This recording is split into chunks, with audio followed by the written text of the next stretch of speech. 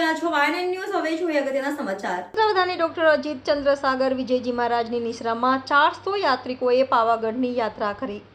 તૂટેલી મૂર્તિઓ પુનઃસ્થાપિત થઈ તેનો વાસ્તક્ષેપ કર્યો. આજે વહેલી સવારે વડોદરા, હાલોલ, સુરત, અમદાવાદ સહિતના ઘણા સ્થળો ઉપરથી જૈન શ્રાવકો વર્ધમાન તપોવન નિધિ આચાર્ય નયનચંદ્ર સાગર સુરીશ્વરજી મહારાજના વિદ્વાન મુનિ ડોક્ટર અજીત ચંદ્ર સાગર વિજયજી મહારાજની નિશ્રામાં 400 યાત્રિકોનો સંઘ પાવાગઢ જૈન તીર્થની યાત્રાએ નીકળ્યા હતા.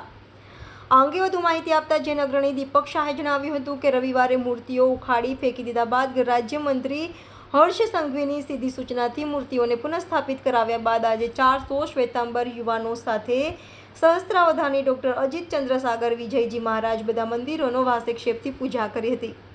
શ્રાવકોએ શ્રીફળ ચડાવ્યા હતા, લવકુશના પગલાં તથા માતાજીના દર્શન કર્યા હતા.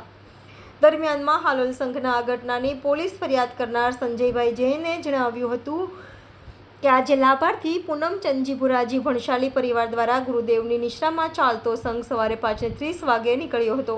ડોક્ટર અજીત ચંદ્ર સાગર વિજયજી મહારાજની નિશ્રામાં શ્રાવકોએ પુનઃસ્થાપિત થયેલી મૂર્તિઓને પુષ્પમાળા અને શ્રીફળ ચડાવી શાસ્ત્રોક્ત વિધિ કરી હતી એમ વડોદરાથી યાત્રામાં સાથે જોડાયેલ વૈભવ કોઠારીએ જણાવ્યું હતું.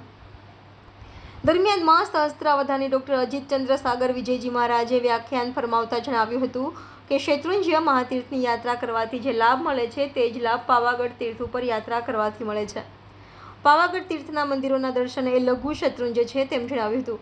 તેમણે મૂર્તિઓ પુનઃસ્થાપિત કરવા આંદોલન કરનારા પન્યાસ જેમ પ્રેમ વિજયજી મહારાજ તથા આચાર્ય યશોવર્મા સુરીશ્વરજી તથા આચાર્ય ભાગ્ય સુરીશ્વરજી મહારાજા તથા તમામ જૈન સંઘોને અભિનંદન આપ્યા હતા. તેમણે ઉમેર્યું હતું કે બધા શ્રાવક અને શ્રાવિકોએ આ તીર્થની સ્પર્શના કરવી જોઈએ તેમ હાકલ કરી હતી. આજના કાર્યક્રમમાં લાભાર્થી પરિવાર, પૂનમ ચંદજી ભણસાલીના પરિવારના લોકો તથા પાવાગઢ, હાલોલ, અમદાવાદ, સુરત સહિતના જૈન અગ્રણીઓ મોટી સંખ્યામાં જોડાયા હતા. રિપોર્ટર રાહુલ રાજપૂત, વાયન ન્યૂઝ, વડોદરા. રાખજો અને હાલોલનું એ ફરજ અને કર્તવ્ય છે. હાલોલની એ ફરજ અને કર્તવ્ય છે કે સમસ્ત ભારત સુધી આ પાવાગઢને લઈને પહોંચે તો આ પાવાગઢ પાછું જૈનોની સમક્ષ અસ્તિત્વમાં આવશે.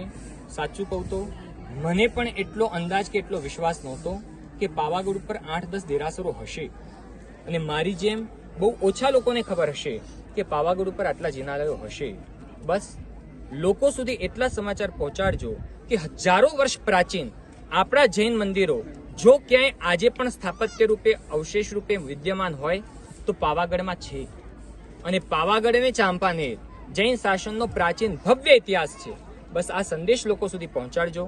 લોકો આટલા સંદેશથી જ જરૂર એક વખત અહીંયા આવશે. બસ તમે એટલો પ્રયત્ન કરજો કે લોકોમાં એક જાગૃતિ આવે અને આ તીર્થ જન આંદોલન બને. Subscribe now and press the bell icon. Never miss an update.